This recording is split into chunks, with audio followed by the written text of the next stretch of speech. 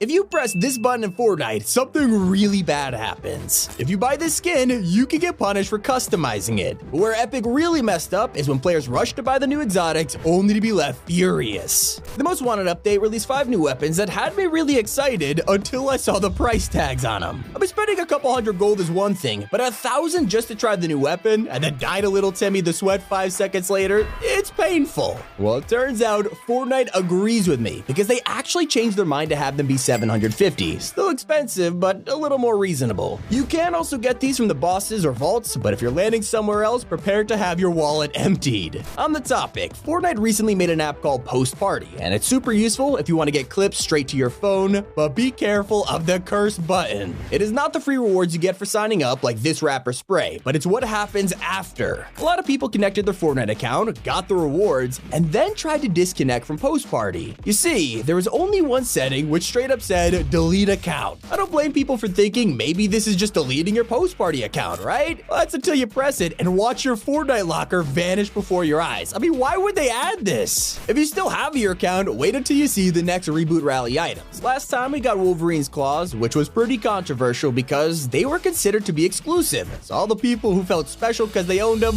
weren't too happy. This next batch might be even worse because we're about to get the Matrix wrap, a Battle Bus emoticon from a Chapter 1 Battle Pass, and an exclusive Mr. Beast umbrella. If this actually happens, the skin community will riot. When Epic screws up, sometimes it could be a good thing, like when they accidentally enabled first-person mode for a week. Obviously, we knew they would fix their mistake, but this meant removing the one thing everybody loved. I'm just glad it was working in the first place, because that means it's guaranteed to come back soon. But that's not as mysterious as an option that appeared in this week's update and vanished just hours later. There was a feature to report people for an offensive outfit, which sounds ridiculous, but it's true. The option was vaulted on the same day, but with the Most Wanted skins around the corner, it could return at any moment because the customization might get a little out of hand. In the meantime, we're all waiting for Geralt to get some more cosmetics. The wait for a secret skin felt like an eternity, and now everyone has to sit there for 2 more weeks just to get his bonus rewards. When they finally unlock, it'll be the 28th, and the end of the season will be just a week away. Now, I wasn't expecting the Shockwave Hammer to be irrelevant so quickly. It went from the most loved item of Chapter 4 to the most boring within a few weeks. Epic has nerfed this thing into the ground by increasing the cooldown, removing damage through walls, and giving it 3 charges instead of 4.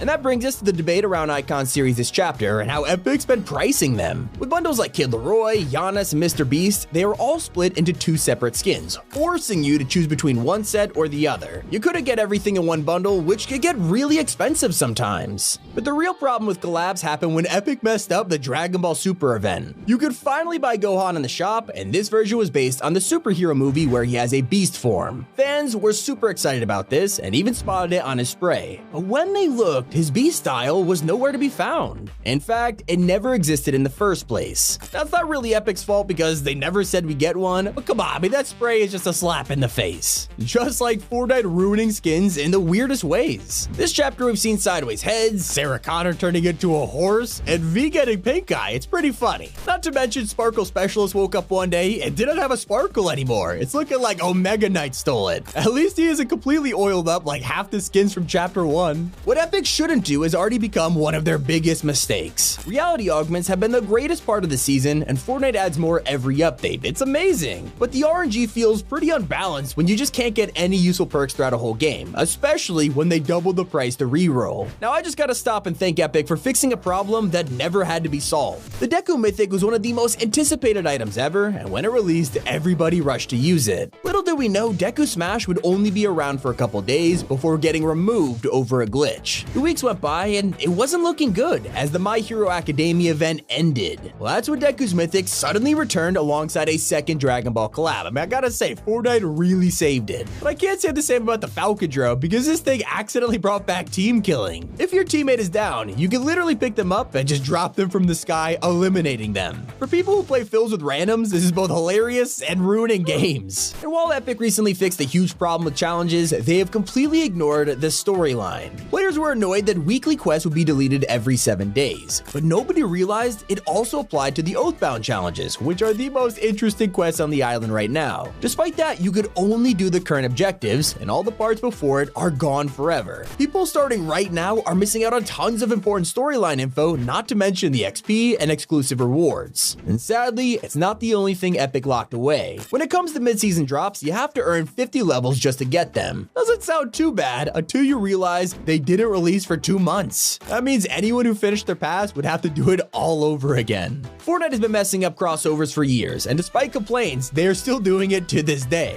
I'm mainly talking about paid bundles which have been around for a while and disappoint thousands of people. Sometimes you just want to buy a skin, but with these, it's all or nothing. Coughing up money for 3 characters when you don't want them, it's pretty annoying. Take a look at this Marvel pack. If you like Black Panther, you had to pay for Taskmaster and Captain Marvel too. You like Joker? Well, the last slap pack forced you to get Poison Ivy and Midas Rex with him. But it's not as bad as the time Fortnite put a storyline skin behind a $300 paywall. Hunmaster Saber played a big role in Chapter 3's story, even acting as a boss with his own mythic. When his skin was revealed, everyone was excited until they figured out the catch. To buy the skin, you needed this Gilded Hunter Xbox. They're sold out in most places, and if you're lucky enough to get one, it's still $300. There's been some debate in the community over Fortnite's concerts. In the past, they have been huge events with Marshmello, Travis Scott, and Ariana Grande. Last year, we didn't get one, and in 2023, the closest we've gotten is the Kid Leroy's event. This was incredible and showed the true potential of creative mode, but people are worried this is the future of Fortnite concerts, and that the days of live events are gone forever. I don't think it'll happen, but it's been a long time since the Rift Tour, so who knows? What I do know is how reboot vans are broken in Chapter 4, all thanks to a simple trap. Pros have discovered that you can build 34 meters above a van and trap people in before they get a chance to fully reboot. It's busted. And most of these issues are just an inconvenience, but there's an actual problem people are complaining about with the new Most Wanted event. Doing challenges will give you free cosmetics just like the Dragon Ball crossover, but when you look at the rewards, they're mostly identical to items that already exist. I'm gonna put it out there, these are free, so you can't really complain, but there is an option to buy these things with V-Bucks, which I wouldn't recommend at all. Speaking of freebies, the Mr. Beast tournament was one of the coolest events the Icon series has ever brought to the game. But nothing is perfect. There are issues with servers, creative mode lag, and glitchy parkour, causing people to lose unfairly and walk away without a prize. That's probably why Epic just released a new server in Central America, and why the Mr. Beast umbrella is planned for Reboot Rally. Let's be honest, if we're talking about bad events, everyone universally agrees that Fracture wasn't up to the standard. From the 40-minute long tasks to ignoring the storyline, it was pretty rough. But I gotta give Epic credit here because they tried something new, and even though they missed the mark, I'm still excited to see what the next event will look like.